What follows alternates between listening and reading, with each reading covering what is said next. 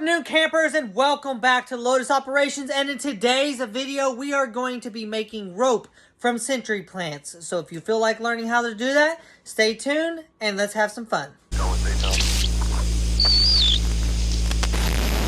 Guys, and welcome back. And as you can see, we are going to be making some ropes from century plants. And here we have is our century plant.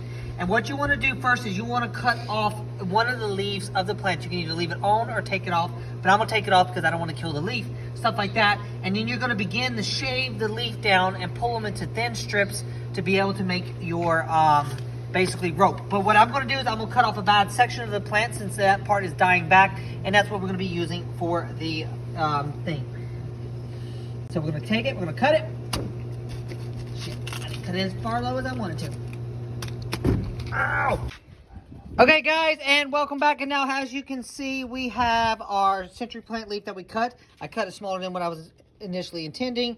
We got our knife that we're going to cut it with, and we have Zaptron Studios over here who's trying to be funny, but he does gaming videos and other shorts. If you feel like joining him, I will leave the link below. So now your next step that you are going to do when you are making your century plant fibers is you are going to cut behind the points, and then you are going to peel them back into the thin strips, and you're going to make really small thin strips by peeling them back until you get a whole bunch of individual strands, and then you're going to allow them to dry out. And this is my first time doing it, so I may not be successful at first, but let's begin stripping them. What I did first is I am going to cut off the thorns, because normally you're supposed to be able to cut back behind the thorns and then peel them down, but for some reason they are not peeling down. I don't know if it's maybe the plant thorns are not ready or something like that, but I'm cutting them off the thin strip, and I'm cutting them into thin strips like this,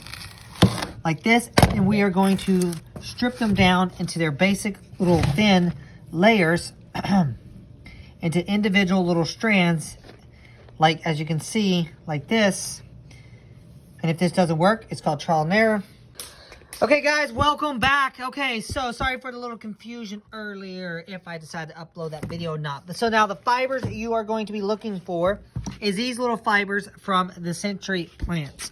Now you're gonna have to play around and find the best way to retrieve them from you, but you're going to basically pull them off of the plant like this, one side, and then you're gonna pull them off like that, and then you're gonna have to, of course, let them dry. Now, I'm doing a small leaf. If you can successfully get them off, where you can have 3-4 foot leaves, you can make really long ropes and then intertwine after they dry over time. So I'm going to keep pulling the fibers off the leaf and then collecting them and doing that.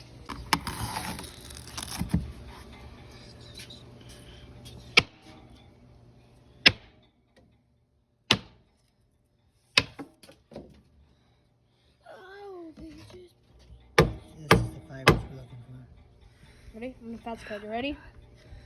Ready?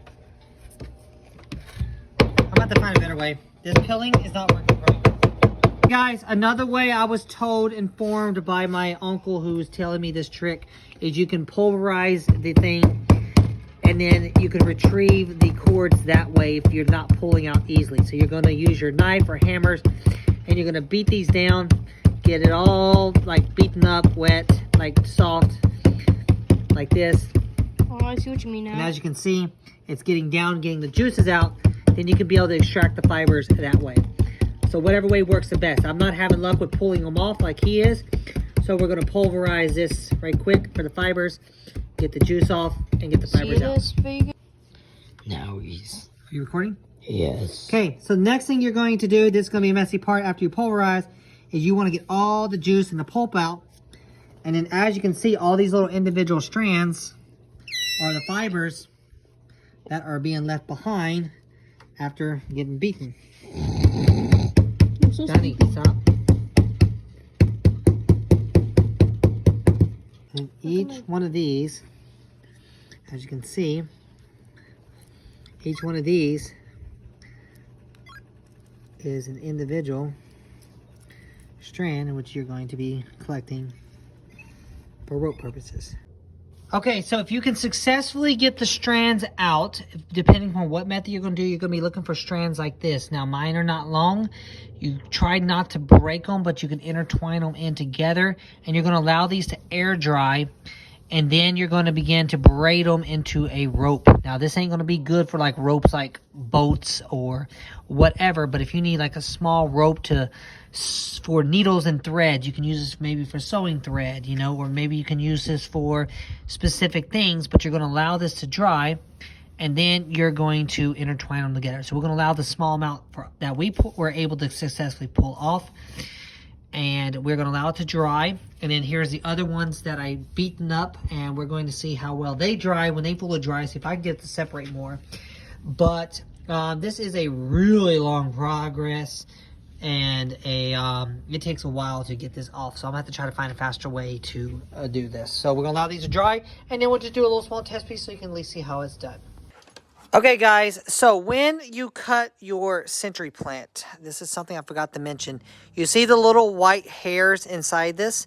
These are the fibers that you will be pulling out and creating into this to either create your really small ropes or your sewing threads, depending upon what you are doing it for. Now, me personally, I'm not going to be using century plants to make ropes because it's really, really small. I would be using it more for like sewing threads to sew material together. And that's what I'm going to be doing on this video. See, guys, this is what we are going for. This is like one of the long pieces from the 12-inch actually thing. And we are trying to get them to become individual little strands, and then we will begin to weave them together, and then we're going to attempt to sew some material together and see exactly how strong this is, and will this work for a good emergency sewing thread. Okay, guys, so once your thread is fully dry, you want to collect them. Now, if you are going to be weaving them together, I may say it'd be better to weave them wet, but I'm going to weave these all together dry into a thin sewing thread like material thingamajig, and then we are going to attempt to sew some material together, because originally I know this video I said I was going to be making a rope out of it, but this is going to be a really small skinny rope, but we're still going to do it for fun, and then we are going to see how strong it is by using it as sewing thread to see if it's better at that option. So let's begin. Okay, and now we begin to intertwine them together to make it thicker, and this, as you can see, is about 4 strands already intertwined into this thickness that there is. So let's begin.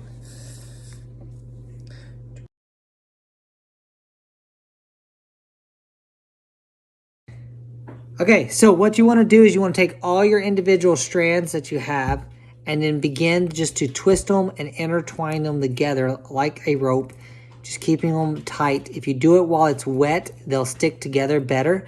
But if you do them while they're dry, then you don't have to worry about them like breaking as easily.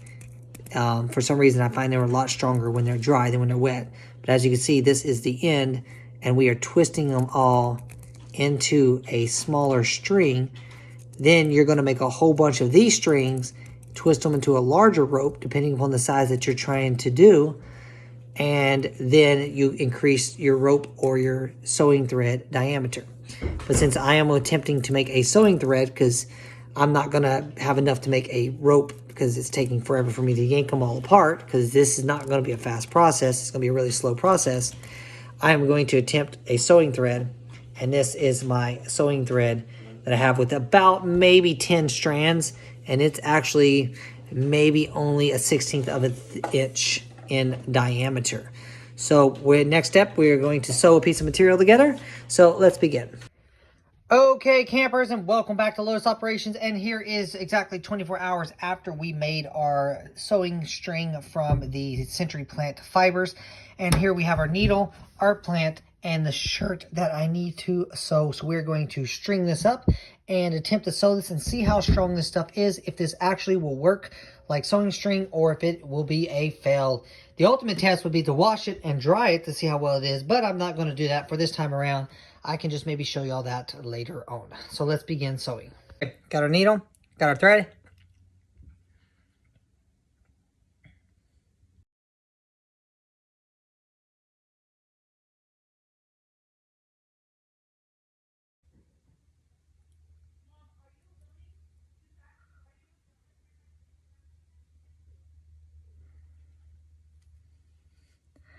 Now there's a high chance that I have this too thick. And I'm going to need a thicker needle. Okay guys, so I was attempting to get this on, but this is too thick for a needle. So I'm going to separate a couple of strands down if I'm able to. Pull off some threads to skinny it down some. Okay guys, so after skinnying down my thread, I finally got it through the needle. Depending upon your needle size is depending upon how much of these you're actually able to use. Now, of course, the less you use, the weaker it's going to become. So hopefully you have a needle with a bigger hole in it so you can use thicker threads. But this is for test purposes to see if it's going to work. So let's see if we can actually sew this or not. So through and through. Through.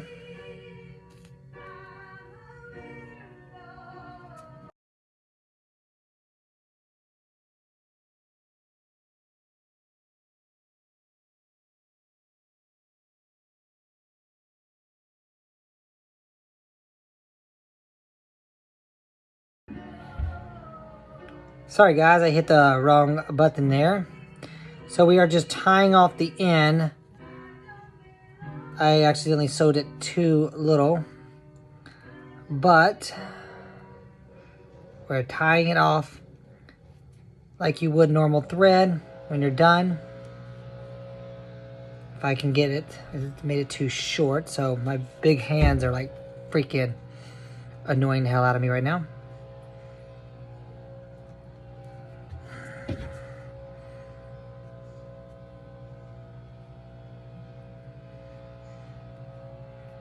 So hoping I had enough.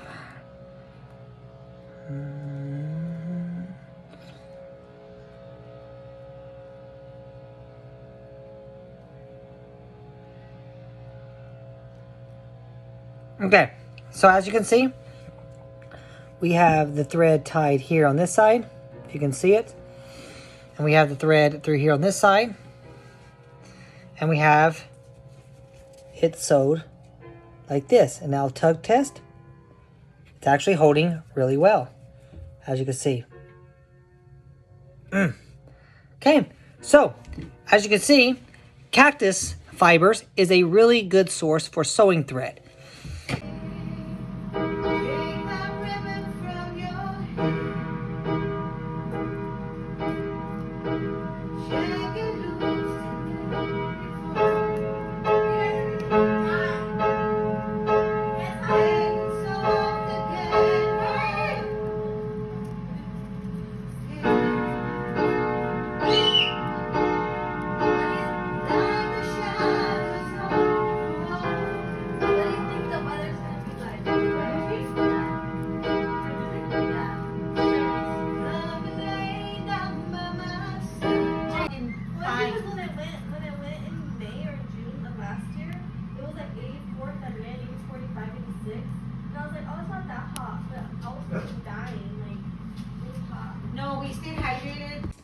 Well guys, I hope y'all enjoyed this quick video of how you can make an emergency sewing string straight from a century plant, or emergency small like strings or smaller ropes if you decide to harvest a crap ton of century plants.